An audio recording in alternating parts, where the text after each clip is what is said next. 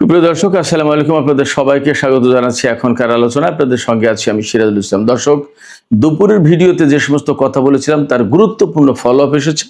অসম্ভব রকমের জরুরি বার্তা, বলা যায় ব্রেকিং নিউজ। আমেরিকা মধ্যপ্রাচ্য থেকে তাদের সমস্ত নাগরিককে চলে যাওয়ার পরামর্শ দিয়েছে। তার মানে হচ্ছে অনেক বড় কিছু ঘটতে যাচ্ছে মধ্যপ্রাচ্যে। এছাড়া জর্দানের শত শত নাগরিক দেশটির সরকারকে একটা খোলা চিঠি দিয়েছে। সেই চিঠির পরে জর্দান সরকার মহা চ্যালেঞ্জের মুখে। শুধু তাই না, চ্যালেঞ্জের মুখে মার্কিন সেনারা। কি করবে জর্দান সরকার, কি করবে মার্কিন সরকার? এদিকে ইরানের খাতামুল আম্বিয়া হেডকোয়ার্টার্সের commander major general Ali Abdullahi কড়া সতর্কবার্তা বা কড়া হুঁশিয়ারি উচ্চারণ করে বলেছেন, যে সমস্ত দেশ আমেরিকাকে প্রোটেকশন দেবে, নিরাপত্তা দেবে, রক্ষা করবে অথবা আমেরিকাকে সমর্থন দেবে, তার প্রত্যেকটা দেশকে যুদ্ধের পরিণতি ভোগ করতে হবে। তার মানে কি, ইরান কি এই যুদ্ধ মধ্যপ্রাচ্যের বাইরেও ছড়িয়ে দেবে? ইউরোপের কোনো কোনো দেশ কিন্তু আমেরিকাকে সহযোগিতা করছে বা করতে যাচ্ছে। তাহলে এই যুদ্ধ আসলে কতদূর বিস্তৃত হবে? সুপ্রিয় দর্শক, এই তিনটি বিষয় নিয়েই মূলত এখন আমি আলোচনা করব। আশা করি আপনারা শেষ পর্যন্ত সঙ্গে থাকবেন, আলোচনা ভালো লাগবে। আর যদি আলোচনা ভালো লাগে তাহলে লাইক, কমেন্ট, শেয়ার করবেন এবং চ্যানেলটি সাবস্ক্রাইব করে সাথেই থাকবেন। দর্শক, চলুন বিস্তারিত আলোচনায় যাই। সর্বপ্রথমে যে বিষয়টি নিয়ে কথা বলবো সেটি হচ্ছে, আজকে 1 আগস্ট শনিবার জর্দানের মার্কিন দূতাবাস প্রথম এই সতর্কবার্তা জারি করে যে মধ্যপ্রাচ্য থেকে মার্কিন নাগরিকদেরকে দ্রুত গতিতে চলে যাওয়ার পরামর্শ দেওয়া হচ্ছে। তারা যাতে চলে যায়, তার কারণ হচ্ছে মধ্যপ্রাচ্যে অনেক বেশি টেনশন বা উত্তেজনা বিরাজ করছে। এই উত্তেজনা বাড়ছে এবং এর পরিপ্রেক্ষিতে এমন ঘটনাও ঘটতে পারে যে বিমান চলাচল বন্ধ হয়ে যেতে পারে। সেক্ষেত্রে নাগরিকরা, অর্থাৎ মার্কিন নাগরিকরা মধ্যপ্রাচ্য থেকে চলে যাওয়ার জন্য ঝামেলায় পড়তে পারে, বিমান নাও পেতে পারে, আকাশপথ বন্ধ হয়ে যেতে পারে। শুধু তাই না, বাইরের বিভিন্ন অঞ্চল থেকে মার্কিন নাগরিকরা যাতে মধ্যপ্রাচ্য অঞ্চলে সফরে না আসে সেই সতর্কবার্তা বা সেই পরামর্শ দেওয়া হয়েছে মার্কিন দূতাবাসের পক্ষ থেকে। জর্দানের মার্কিন দূতাবাস থেকে এই বার্তা প্রথমে প্রকাশ করার পর ইসরায়েলে যে মার্কিন দূতাবাস আছে সেখান থেকে, তারপরে মিডল ইস্টের সব দেশ থেকে সব মার্কিন দূতাবাস এই একই বার্তা সার্কুলার করেছে, মধ্যপ্রাচ্য থেকে মার্কিন নাগরিকদের চলে যাওয়ার জন্য, সরে যাওয়ার জন্য পরামর্শ দেওয়া হচ্ছে। একটা কথা আমি বলি আপনাদেরকে, যেহেতু ডিপ্লোম্যাটিক ওয়ার্নিংস অর্থাৎ কূটনৈতিক সতর্কবার্তা, সেই কারণে কূটনৈতিক সতর্কবার্তায় এই কথা এইভাবে বলবে না যে এক্ষুনি চলে যান, যুদ্ধ লেগে যাচ্ছে, এমন করে বলবে না। কূটনৈতিক বার্তা তো একটু রয়ে শুয়ে কায়দা কানুন করে বলে যে মধ্যপ্রাচ্যে না থাকার পরামর্শ দেওয়া হচ্ছে, মধ্যপ্রাচ্য সফর এড়িয়ে চলার পরামর্শ দেওয়া হচ্ছে, মধ্যপ্রাচ্য থেকে দ্রুত গতিতে চলে যেতে পারলে ভালো হয়, এইরকম করে বলে। এর মানে হচ্ছে যে আমেরিকা এবং ইসরায়েল ইরানের সাথে যুদ্ধ করতে যাচ্ছে নতুন করে। এটা হলো প্রথম কথা। এই কথা আমি এত স্ট্রংলি কেন বলতে পারছি? এই কথা বলতে পারছি তার আগের বেশ কয়েকটা প্রেক্ষাপট আছে। সেই প্রেক্ষাপটগুলো কি? আমাদের বাংলাদেশটায় গতকাল রাতে মার্কিন প্রেসিডেন্ট ডোনাল্ড ট্রাম্প এবং তার মন্ত্রিসভার সদস্যরা ক্যাম্প ডেভিডে বৈঠক করেছিলেন। সেখানে একেবারে সরাসরি ইরান বিষয় নিয়ে আলোচনা হয়েছে এবং তারপরে মার্কিন সিবিএস নিউজ খবর দিয়েছে, আমি দুপুরে ভিডিওতে বলেছি যে ইরানের উপরে হামলা চালাবে আমেরিকা এবং ইসরায়েল। সেই বিষয়টাই আলোচনা হয়েছে ক্যাম্প ডেভিডে। এখন কবে কখন সেই হামলাটা হবে সেটাই হলো একটা প্রশ্ন। সেই সিদ্ধান্ত ফাইনাল জানানো হয়নি, বাট সেই সিদ্ধান্ত নিশ্চয়ই হয়েছে। এবং আমেরিকা ও ইসরায়েল ইরানের কোথায় হামলা চালাবে? ইরানের বিভিন্ন জ্বালানি অবকাঠামোর উপরে হামলা চালাবে। ইরান বলেছে যে এর পাল্টা কড়া জবাব দেওয়া হবে। মধ্যপ্রাচ্যের বিভিন্ন দেশ, বিশেষ করে পারস্য উপসাগরীয় দেশ কুয়েত, বাহরাইন, কাতার, সংযুক্ত আরব আমিরাত, সৌদি আরব, এবং ইসরায়েল এই সমস্ত দেশের কোন কোন জ্বালানি স্থাপনায়, কোন কোন তেল ক্ষেত্রে, কোন কোন গ্যাস ক্ষেত্রে হামলা চালাবে তার পরিষ্কার লিস্ট দিয়েছে। আমি দুপুরের ভিডিওতে সেটা বলেছি। তার মানে দাঁড়াচ্ছে দুই পক্ষে ভয়ঙ্কর যুদ্ধে লিপ্ত হতে যাচ্ছে এবং মার্কিন সেন্টকম তো 2 সপ্তাহের যুদ্ধের জন্য প্রস্তুতি নিয়েছে বলা হচ্ছে। এই কারণে মার্কিন নাগরিকদেরকে মধ্যপ্রাচ্য থেকে সরে যাওয়ার পরামর্শ দেওয়া হচ্ছে। এই অঞ্চলে যাতে সফরে নতুন করে কেউ না আসে সেই কথা বলা হচ্ছে। এখন এর বাইরে আর একটা বিষয় থাকতে পারে। আমরা দেখতেই পাচ্ছি মধ্যপ্রাচ্যে মার্কিন ঘাঁটিগুলোর কি অবস্থা, মার্কিন সেনাদের কি অবস্থা। অনেক ঘাঁটি অনেক দেশ থেকে মার্কিন সেনাদেরকে সরিয়ে নেওয়া হয়েছে। বিমান থেকে শুরু করে তাদের ক্ষেপণাস্ত্র প্রতিরক্ষা ব্যবস্থা যা যা অবশিষ্ট ছিল অনেক কিছু সরিয়ে নেওয়া হয়েছে এবং পরিস্থিতি ভালো না, একের পর এক হামলার মুখে পড়ছে। সবচেয়ে বাস্তবতা হচ্ছে যে আমেরিকার যে হাইপারসনিক ক্ষেপণাস্ত্র এগুলো ঠেকানোর মতো তো কোনো যন্ত্র, কোনো প্রতিরক্ষা ব্যবস্থা আমেরিকা ইসরায়েলের কাছে নেই। সে কারণে এখন মার্কিন সামরিক বাহিনী রিয়েলি মধ্যপ্রাচ্যে বিপদে পড়েছে। একদম আমরা পরিষ্কার দেখতে পাচ্ছি ইরাকের ইরবিল থেকে পেট্রিয়ট ক্ষেপণাস্ত্র প্রতিরক্ষা ব্যবস্থা সরিয়ে নেওয়া হয়েছে। কেন সরিয়ে নেওয়া হয়েছে? যদি সেগুলো কাজ করে তাহলে কেন সরিয়ে নেবে? সেগুলো অ্যাকচুয়ালি খুব কাজ করছে না। তো এই প্রেক্ষাপটে ইরানের বিরুদ্ধে তাদের যুদ্ধ করার অবস্থা কতটুকু আছে সেটা একটা প্রশ্ন। সেজন্য নানান রকমের হম্বিতম্বি করে ভয় ভীতি দেখিয়ে ইরানকে চুপ রাখার কোনো ব্যবস্থা করা হচ্ছে কিনা সেটাও একটা প্রশ্ন। যেমন মধ্যপ্রাচ্য থেকে সমস্ত নাগরিক চলে যাও, মার্কিন নাগরিক, বিরাট হামলা আসছে, বা ক্যাম্প ডেভিডে বৈঠক হয়েছে, ইরানের উপর হামলা হবে এবং ইরানের জ্বালানি অবকাঠামোর উপর হামলা হবে, এরকম নানান খবর ছড়িয়ে দিয়ে ইরানের ভেতরে একটা ত্রাস, একটা ভয় সৃষ্টি করে দেওয়ার একটা চেষ্টা হচ্ছে কিনা সেটা একটা প্রশ্ন। তবে আকার ইঙ্গিতে যা পরিস্থিতি বোঝা যাচ্ছে তাতে আসলে একটা যুদ্ধের আশঙ্কা তৈরি হয়েছে, এটা বোঝা যাচ্ছে মোটামুটি। মার্কিন প্রেসিডেন্ট ডোনাল্ড ট্রাম্প বলেছেন, সিএনএন তার বক্তব্যের উদ্ধৃতি দিয়ে বলছে যে তিনি একটা বিজয় চান, তিনি শুধু ইরানের বিরুদ্ধে জিততে চেয়েছে। তার মানে কি? যে করে হোক ইরানের বিরুদ্ধে জিততে হবে। কেন জিততে হবে সে ব্যাখ্যা আমি দুপুর ভিডিওতে দিয়েছি। তো এইরকম একটা প্রেক্ষাপটে আমেরিকা আসলে মরিয়া হয়ে উঠেছে ইরানের বিরুদ্ধে এমন একটা হামলা চালাবে যে হামলার পরে আর ইরান আমেরিকার উপর হামলা চালাতে পারবে না, এরপর আস্তে করে সরে পড়বে। মানে এই যুদ্ধ থেকে ধীরে ধীরে বেরিয়ে যাওয়ার একটা ব্যবস্থা করবে। কারণ এই যুদ্ধ আমেরিকার অর্থনীতিকে ধ্বংস করে দিচ্ছে, বিশ্বের অর্থনীতিকে মারাত্মক চাপে ফেলেছে। বিশেষ করে তেল এবং গ্যাসের দাম বেড়েছে এবং তেল গ্যাসের যে পরিস্থিতি হতে যাচ্ছে, এতদিন তো যা ছিল। ইরান বলেছে যদি হরমুজ প্রণালীতে আমেরিকার ব্লকেড যে অবরোধ আরোপ করে রেখেছে, এই অবরোধ যদি অব্যাহত থাকে তাহলে হরমুজ প্রণালী টোটালি বন্ধ করে দেওয়া হবে, কোনো দেশের তেল বের হতে দেবে না। ইরান এই কথা বলেছে। শুধু তাই না, হরমুজ প্রণালী না, শুধু বাব আল মানদেব প্রণালীও একইভাবে বন্ধ করে দেবে। যখন তেল টোটালি বন্ধ হয়ে যাবে তখন যত যাই কিছু করুক না কেন কঠিন হয়ে যাবে ইরানের বিরুদ্ধে লড়াই করে পরিস্থিতির উত্তরণ ঘটানো, পরিস্থিতির উন্নতি করা অসম্ভব হয়ে যাবে। কারণ তেল হচ্ছে লাইফ লাইন। আপনার বিশ্বের অর্থনীতি যদি না বাঁচে কে কয়দিন যুদ্ধ করবে? এবং আমেরিকার কারণে এই ঘটনা ঘটেছে। আমেরিকা যদি ইরানের উপরে হামলা না চালাতো তাহলে তো এই যুদ্ধ শুরু হতো না। এই কথা তো আমেরিকাকে সবাই বলছে, কেউ প্রকাশ্যে কেউ অপ্রকাশ্যে।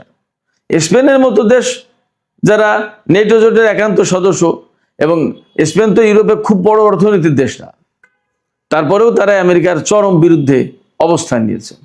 এটা তো এমনি এমনি হয়নি। তারা দেখছে যে একটা ন্যায় অন্যায় বলে তো একটা কথা আছে, এবং এই যুদ্ধে ইউরোপের কোনো দেশ তো অ্যাকচুয়ালি সরাসরি কেউ আমেরিকাকে সহায়তা করছে না, নেটো জোট তো আসেইনি। তার মানে হচ্ছে কি এখানে ন্যায় অন্যায়ের একটা প্রশ্ন আছে। তো সেই ন্যায় অন্যায়ের প্রশ্ন যদি থেকেই থাকে তাহলে আমেরিকা কি করে চূড়ান্তভাবে ইরানের বিরুদ্ধে অবরোধ আরোপ করে বা যুদ্ধ করে জিতে যাবে? সেটা সম্ভব না। এবং যদি জিতে যেতে পারতো তাহলে এতদিন একটা ব্যবস্থা হতো। আমেরিকা এবং ইসরায়েলের মতো দেশ যারা বহু বছরের অস্ত্র ভান্ডার তাদের হাতে, সেই সমস্ত অস্ত্র নিয়েই তো ইরানের বিরুদ্ধে যুদ্ধ শুরু করেছিল, কিন্তু তারা তো পারেনি। পরমাণু অস্ত্র ব্যবহার করলে তৃতীয় বিশ্বযুদ্ধ বেঁধে যেতে পারে, তার আশঙ্কা যথেষ্ট। কারণ আমি সবসময় বলি, রাশিয়া এবং চীনের বিরাট বড় স্বার্থ রয়েছে এই মধ্যপ্রাচ্যে, এই ইরানে। ইরান না থাকলে, ইরানের এই সরকার না থাকলে চীন রাশিয়ার স্বার্থ রক্ষা করার মতো কোনো ব্যবস্থা থাকবে না। আমেরিকার কাছে মাথা কুর্নিশ করে মাথা নত করে চীনকে মধ্যপ্রাচ্য থেকে তেল গ্যাস নিতে হবে। এটা চীন খুব ভালো করে বোঝে, অতএব চীন আমেরিকাকে যা খুশি তাই করতে দেবে না। সুপ্রিয় দর্শক, আমি আলোচনার শুরুতে বলেছিলাম জর্দানের শত শত মানুষ একটি চিঠি দিয়েছে দেশটির সরকারকে, রাজা আব্দুল্লাহকে, জর্দানের রাজা আব্দুল্লাহকে। কি বলেছে সেই চিঠিতে? বিরাট গুরুত্বপূর্ণ কথা। উন্মুক্ত চিঠি, খোলা চিঠি। এই চিঠিতে জর্দানের লোকজন যারা সই করেছেন তারা বলেছেন যে আমেরিকার সেরা আমাদের দেশে থাকার কারণে আমাদের কোনো লাভ হচ্ছে না, আমাদের জাতীয় স্বার্থের কোনো লাভ নেই, বরং মার্কিন সেনা আমাদের দেশে মোতায়েন থাকার কারণে আমাদের নিরাপত্তা, আমাদের জাতীয় স্বার্থ, আমাদের সার্বভৌমত্ব ক্ষুণ্ণ হওয়ার কাছাকাছি। ইরান প্রতিদিন ড্রোন হামলা চালাচ্ছে, ক্ষেপণাস্ত্র হামলা চালাচ্ছে, আমাদের দেশ প্রচণ্ড রকমের নিরাপত্তাহীনতায় পড়ে যাচ্ছে, মার্কিন সেনারা সেগুলো সামাল দিতে পারছে না। সেক্ষেত্রে মার্কিন সেনা আমাদের দেশে রেখে আমাদের লাভটা কি, এই কথা বলেছে এবং চ্যালেঞ্জ ছুড়ে দিয়েছে জর্দানের সরকারকে। এইরকম যুদ্ধের ভেতরে যখন শত শত মানুষ এই খোলা চিঠিতে সই করেছে এবং চ্যালেঞ্জ ছুড়ে দিয়েছে, তখন এই বিষয়টাকে হালকা করে দেখার কোনো সুযোগ নেই। কারণ এমনি সাধারণ সময়ে একটা প্রতিবাদ আর যুদ্ধের ভেতরে প্রতিবাদ ভিন্ন কথা। এবং এখানে সবচেয়ে বড় একটা বিষয় যেটা, সেটা হচ্ছে জর্দানের জনগণের ভেতরে ইরান ফাটল ধরিয়ে দিতে সক্ষম হয়েছে। জর্দানের জনগণ কিন্তু এখন আর একমতে নেই, কেউ সরকারের পক্ষে, কেউ সরকারের বিপক্ষে। সরকারের বিপক্ষে যারা, তারা বলছে মার্কিন সেনাদেরকে এখান থেকে সরাও। একই রকমের দাবি কিন্তু সৌদি আরব, কাতার, কুয়েত, বাহরাইন সব জায়গায় আছে। কোথাও কোথাও বিক্ষোভ মিছিল পর্যন্ত হচ্ছে। সব মিডিয়া সেন্সরশিপের কারণে সবকিছু আসছে না, সামাজিক মাধ্যমে কিছু কিছু আসছে। এখন জর্দানের নাগরিকদের এই যে চিঠি, এই চিঠিকে যদি সরকার গুরুত্ব না দেয় সেটা ভিন্ন কথা, কিন্তু দেশের জনগণের ভেতরে যে একটা বিভেদ সৃষ্টি করা গেছে, ফাটল ধরানো গেছে, এটা বাস্তব। এবং এই জায়গায় ইরান বড় রকমের সফল। জর্দান হচ্ছে একেবারে ইসরায়েলের সীমান্তবর্তী। জর্দান থেকে মার্কিন সামরিক ঘাঁটি সরে যাওয়া বা যদি সরিয়ে নিতে হয়, তারপরে কিন্তু ইসরায়েল চরমভাবে অরক্ষিত। গত 1.5-2 বছরের যে সংঘর্ষ চলছে ইরান, ইসরায়েল, আমেরিকা, ইসরায়েলের উপর যখনই ইরান হামলা চালাতে গেছে এই সংঘর্ষের ভেতরে, তখনই সবচেয়ে বেশি ক্ষেপণাস্ত্র এবং ড্রোন ইন্টারসেপ্ট করার চেষ্টা করা হয়েছে জর্দান থেকে। জর্দানের নাগরিকরা বলছেন, এই চিঠিতে বলেছেন যে জর্দানে যে সমস্ত মার্কিন সামরিক বাহিনী আছে তারা তো আমাদের দেশের নিরাপত্তা রক্ষা করছে না, এরা তো নিরাপত্তা রক্ষা করছে ঘুরে ফুরে যেভাবে হোক ইসরায়েলকে রক্ষার চেষ্টা করা হচ্ছে। তা আমরা আমাদের দেশে মার্কিন সামরিক বাহিনীকে রেখে আমাদের দেশকে ক্ষতিগ্রস্ত করে কেন ইসরায়েলকে রক্ষা করার ব্যবস্থা করব, কেন রক্ষা করব? একটা দেশের সমস্ত মানুষ তো আর অন্ধ হয়ে যায় না, কিছু মানুষের জ্ঞান বুদ্ধি বিবেক থাকে জাগ্রত। এই যে চিঠিগুলো যারা দিয়েছে তারা কিন্তু সবাই যে ফিলিস্তিন থেকে আসা উদ্বাস্তু মানুষ তারা না। ফিলিস্তিনি জনগণ আছে, অরিজিনাল জর্দানের অধিবাসী যারা, তারাও দিয়েছে। সেক্ষেত্রে এই চিঠি অত্যন্ত তাৎপর্যপূর্ণ এবং গুরুত্বপূর্ণ। মধ্যপ্রাচ্যের জন্য বার্তাটা মোটেই ভালো না। মোটেই ভালো না বলতে জর্দানের রাজার জন্য ভালো না। এইরকমভাবে কোন কোন সময় যে কোন কোন দেশে আরো চিঠি আসে এবং কোন কোন দেশের মানুষ বিস্ফোরিত হয়, বিক্ষুব্ধ হয়ে মিছিল শুরু করে দেয় এবং কি হয় আসলে বোঝা যাচ্ছে না। মধ্যপ্রাচ্যের পরিস্থিতি কিন্তু খুবই টালমাটাল। অনেক আলোচনাও আছে এরকম যে মধ্যপ্রাচ্যের যে সমস্ত রাজতান্ত্রিক শাসন ব্যবস্থা, সেই সমস্ত জায়গায় কোনো বিক্ষোভ টিক্ষোভ শুরু হয়ে যায় কিনা, এই শাসকদের বিরুদ্ধে জনগণ ক্ষেপে ওঠে কিনা, এরকম নানা আলোচনা আছে। জানি না কখন কি হবে, বাট এই ধরনের আলোচনা আছে।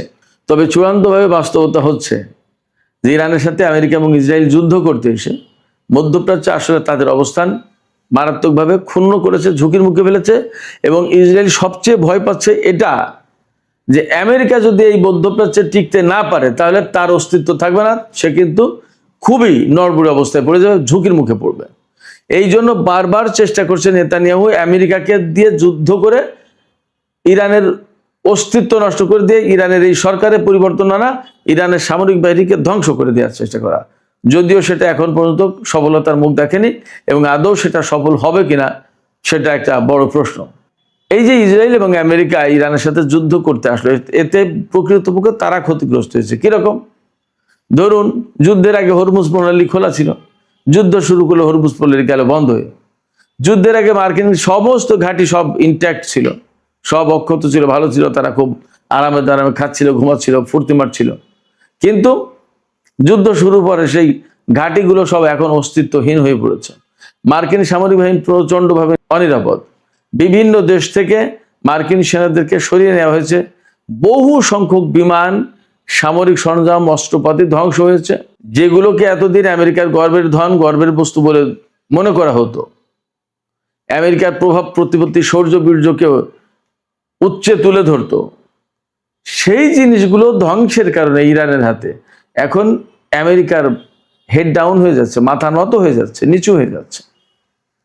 সেক্ষেত্রে আমি বলি, বারবার সবসময় বলি, যে আমেরিকা এবং ইসরায়েল ইরানের বিরুদ্ধে যুদ্ধ করতে এসে তারা নিজেরাই মারাত্মকভাবে ক্ষতিগ্রস্ত হয়েছে এবং এই ক্ষতি কখনো আর পুষিয়ে নিতে পারবে না। মধ্যপ্রাচ্যের অনেক দেশ হয়তো এখনো আমেরিকাকে সমর্থন করছে নানান প্রেক্ষাপটে, নানান কারণে। ভেতরে ভেতরে কিন্তু আমার কাছে মনে হচ্ছে তারা ইরানকে সহযোগিতা করছে, যে কথা হয়তো আমরা বাইরে থেকে বুঝতে পারছি না বা দেখতে পারছি না। যেভাবে ইরান, ইরাক, কুয়েত, সৌদি আরব, বাহরাইন, কাতার, সংযুক্ত আরব আমিরাত, ওমান, জর্ডান, এই সমস্ত দেশে হামলা চালিয়েছে যে অ্যাকুরেটলি, এটা মানে বিরাট ব্যাপার, কল্পনাতীত ব্যাপার। এমনকি ইসরায়েলের ভেতরে, এবং ইসরায়েলের ভেতরে অনেক গোয়েন্দাকে বা গুপ্তচরকে, এজেন্টকে, ইরানের এজেন্টকে ধরা হচ্ছে, যে তারা ইরানকে বিভিন্ন সময় বিভিন্ন তথ্য দিয়ে, ছবি দিয়ে সাহায্য করেছে এবং তার বিনিময়ে টাকা নিয়েছে, ধরা হচ্ছে, মামলা, জেল এগুলো দেওয়া হচ্ছে। ফলে এই যে মুসলিম কান্ট্রিগুলো, এই মুসলিম কান্ট্রি থেকে কেউ কি ইরানের পক্ষে কথা বলেনি, কাজ করেনি? অবশ্যই করেছে, এবং এমনটা হওয়ার যথেষ্ট সম্ভাবনা আছে।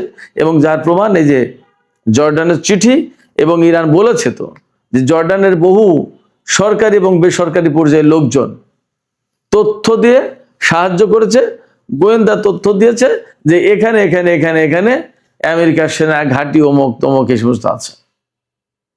ইরান সেইগুলো ধরে ধরে হামলা চালিয়েছে। ফলে মধ্যপ্রাচ্যে মার্কিন ঘাঁটিগুলো রিয়েলি খুবই ঝুঁকির মুখে পড়েছে, নিরাপত্তাহীনতার মুখে পড়েছে, এতে কোনো সন্দেহ নেই। এখানে প্রশ্ন আসতে পারে যে জর্ডান এত কিছুর পরও কেন সমর্থন দেয় আমেরিকাকে? এখানে একটা সুবিধা আছে।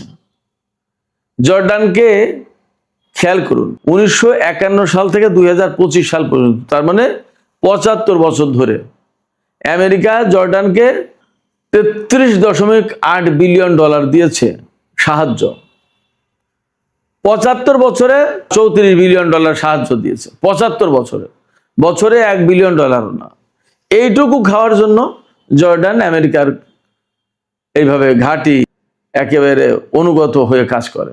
এই সমস্ত নিয়ে মধ্যপ্রাচ্য, বিশেষ করে জর্ডানের লোকজনের ভেতরেই ভীষণ রকমের অসন্তোষ বিরাজ করছে।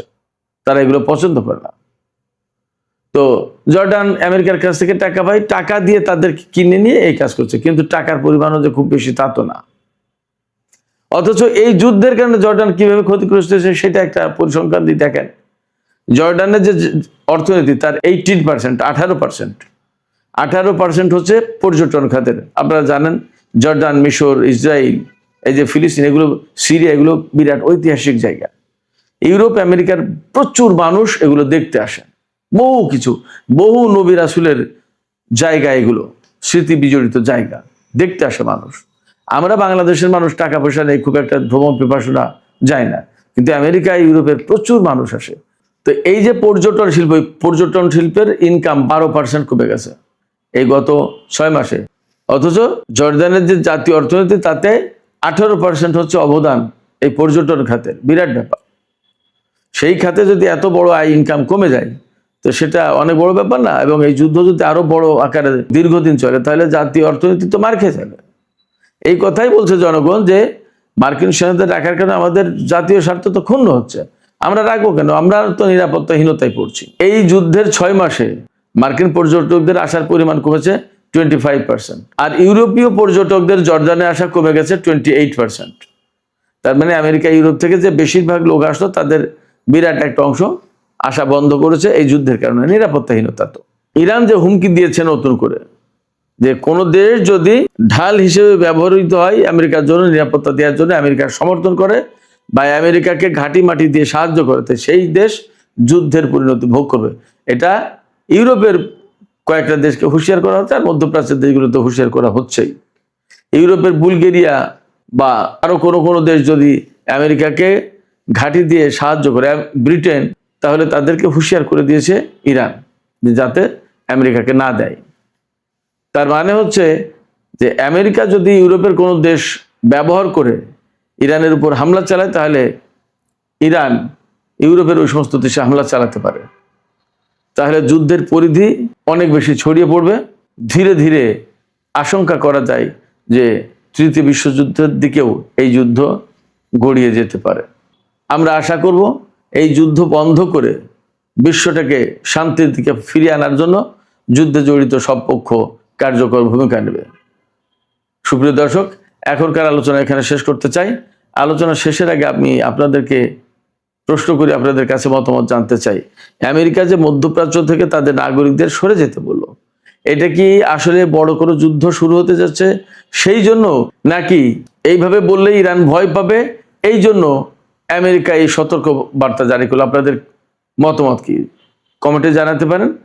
যুক্তরাষ্ট্র ইরান যুদ্ধ নিয়ে গরম খবর আছে। আজকে প্রায় আন্তর্জাতিক শীর্ষ যত মিডিয়া আছে সব মিডিয়ায় ট্রাম্প প্রশাসনের বিভক্তি এবং ট্রাম্প প্রশাসনের বিশেষ করে তার যে উপদেষ্টারা রয়েছে তাদের মধ্যে স্পষ্টত দুটি ভাগে বিভক্ত হওয়ার খবর পাওয়া গেছে। গত 4 দিন আগে ট্রাম্প হোয়াইট হাউসে চিৎকার চেঁচামেচি করে বলেছে, আমি কয়েকদিনের মধ্যে যুদ্ধ বিজয় নিয়ে ঘরে ফিরে আসবার কথা ছিল। সেই যুদ্ধ আজকে 6 মাস গড়াতে চলল।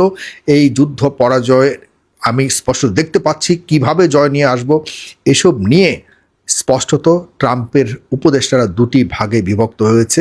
ট্রাম্পের সামনে আর কোনো পথ নেই বিজয় আনবার। কেন পথ নেই এবং ট্রাম্পের সামনে যে কয়েকটি বিপদ আরও আসন্ন, সেই সব নিয়ে আমি আপনাদেরকে শেষ পর্যন্ত আলোচনাটার মধ্যে আমি বলবার চেষ্টা করব। আপনারা অবশ্যই শেষ পর্যন্ত শুনবেন। এবং আজকে 1 তারিখ আগস্ট 2026 বাংলাদেশ থেকে আমি আপনাদেরকে কথাগুলো বলছি। প্রিয় বন্ধুরা, আপনারা যারা দেখছেন এই ইরানের যুদ্ধ নিয়ে যারা খুবই উদ্বিগ্ন, তাদের জন্য অনেক ভালো খবর। আমি মনে করি যে আপনারা যেই আশায় বসে আছেন যে মধ্যপ্রাচ্যে মুসলিমদের বিজয় হোক, সেটি অনেক কাছাকাছি চলে এসছে।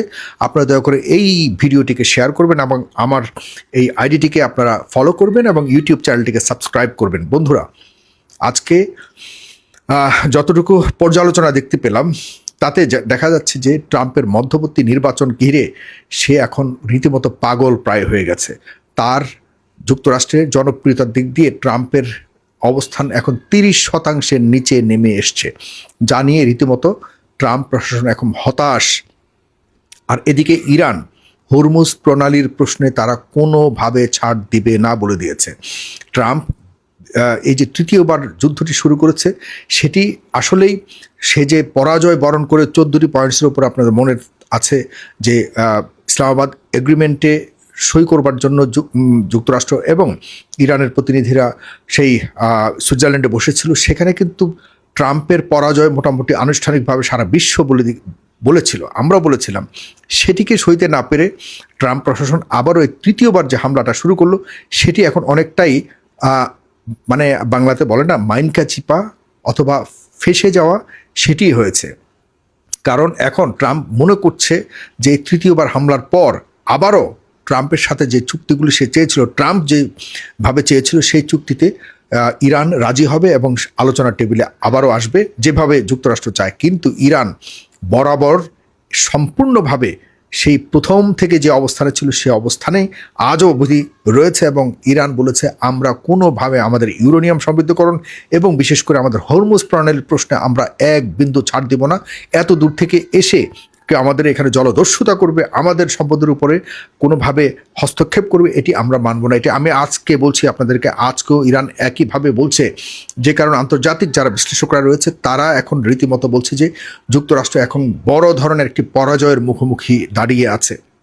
এটি শুধুমাত্র ট্রাম্পের পরাজয় নয়, যুক্তরাষ্ট্রের পরাজয় হিসেবে দেখা হচ্ছে। প্রিয় বন্ধুরা, সামনে যে মধ্যবর্তী ইলেকশন রয়েছে, সেই মধ্যবর্তী ইলেকশনে যুক্তরাষ্ট্র এখন বা বিশেষ করে ডোনাল্ড ট্রাম্প বিজয়ের কোনো কিছু দেখাবার মতো আর নেই। কারণ মধ্যবর্তী নির্বাচনে সে যদি ফেল করে তাহলে তার ক্যারিয়ার সম্পূর্ণ ধ্বংসের মুখে আসবে এবং রিপাবলিকান যে দলটি থেকে ডোনাল্ড ট্রাম্প নির্বাচিত হয়েছে সেই দলটিরও আর তার দলের উপরে আস্থা থাকে কিনা সে নিয়ে এখন সংশয় দেখা দিয়েছে। যে বন্ধুরা, মধ্যপ্রাচ্যে এখনও পুরোপুরি যে যুদ্ধটি চলছে, পুরোপুরি এই যুদ্ধটি ইরানের নিয়ন্ত্রণে রয়েছে।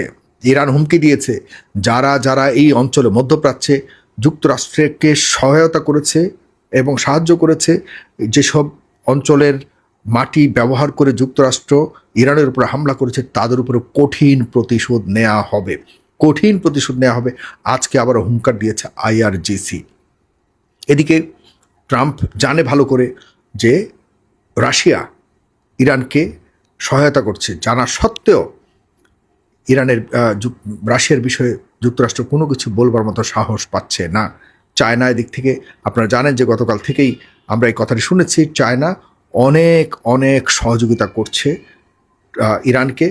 তেলের বিনিময়ে তারা প্রায় অত্যাধুনিক অনেক অস্ত্র দিচ্ছে, জানা সত্ত্বেও ট্রাম্প চায়নার বিরুদ্ধে কিছু বলবার কোনো সুযোগ পাচ্ছে না। যদিও এই কথা যখন মিডিয়াতে এসছে তখন চায়না বলেছে যে আমরা আসলে কোনো ধরনের সহযোগিতা আমরা করছি না। এটি আসলে বলে থাকে, কিন্তু ভিতরগতভাবে ইরান এখন স্বয়ং সম্পূর্ণ, তাদের কাছে গোলা বারুদ থেকে শুরু করে সব ধরনের যুদ্ধ করবার রসদ রয়েছে, এখন একদম পুরোপুরি ওভারলোডেড।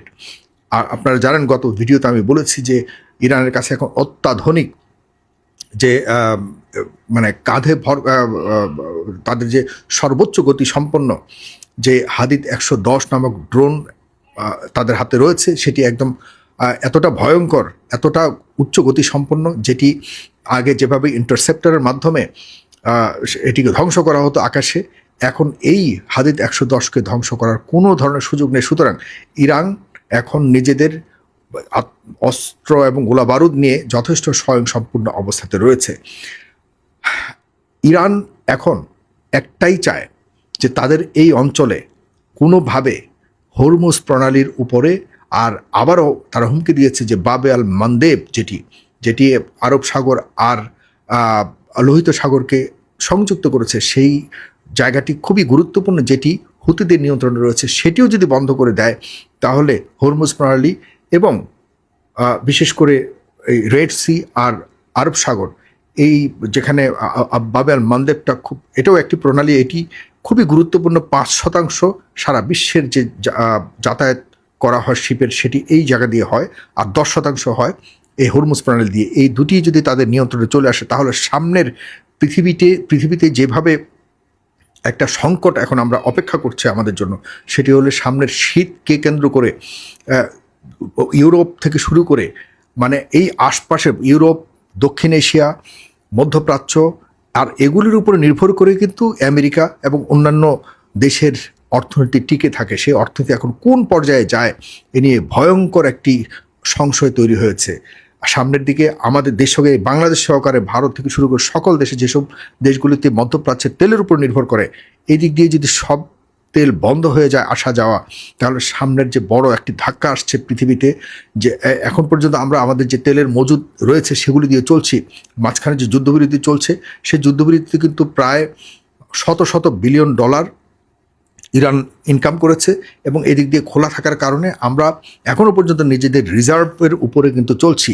কিন্তু সামনে এভাবে যদি বন্ধ থাকে এই হরমুজ প্রণালী, তাহলে আগামী কিছু দিনের মধ্যে আমাদের যে সার থেকে শুরু করে, আমাদের কৃষি উপকরণ থেকে শুরু করে, আমাদের এই যে যান চলাচলের জন্য আপনার পেট্রোল, অকটেন থেকে শুরু করে জ্বালানি, আমাদের খাবারের সব কিছু নিয়ে বিশাল একটা সংকটে পড়তে হবে সারা বিশ্বকে, শুধুমাত্র বাংলাদেশটা, সারা বিশ্বকে। এই নিয়ে ট্রাম্পের উপরে কিন্তু বিশাল চাপ আসবে, সারা বিশ্ব তার উপরে চাপ দিবে, কারণ তার কারণে তৃতীয়বার আবার এই যুদ্ধ শুরু হয়েছে। এটি কিন্তু আলোচনার মাধ্যমে শেষ হয়ে যাওয়ার কথা ছিল।